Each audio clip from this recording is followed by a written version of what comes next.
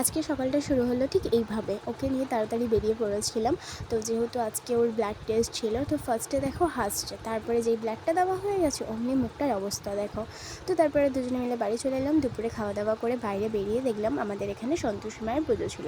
তো সন্তোষী মায়ের পুজোতে এখানে সবাই গন্ডি কাটে, তো বাইরে দাঁড়িয়ে দাঁড়িয়ে দেখছিলাম। এরপর ও বাড়ি চলে এলো, একটু কাজে বেরিয়েছিল, তো তারপর দুজনে মিলে রেডি হয়ে চলে গেলাম। ওর আরও কিছু টেস্ট ছিল, মানে ওই এক্স রে এসব ছিল। তো এরপর ওখানে আমরা পৌঁছে গিয়ে ভেতরে গিয়ে চুপ করে বসেছিলাম, যেহেতু কিছুই ভালো লাগছিল না। আর ওকে বারবার ভেতরে নিয়ে যাচ্ছিলো, আর বাইরে বসে আমার যেন কেমন একটা টেনশন হচ্ছিলো।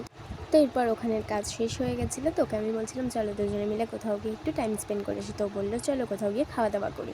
তো তারপর আমরা চলে গেছিলাম এই মোমোচিত্তের দোকানটায়। ওখানটায় বসে আমরা দুজনে অনেক গল্প করছিলাম। আমি ওকে জিজ্ঞাসা করছিলাম যে ভেতরে নিয়ে গিয়ে তোমাকে কী করলো। এই গল্প করতে করতে আমাদের খাওয়ার চলেও এলো, আমাদের খাওয়াও হয়ে গেল।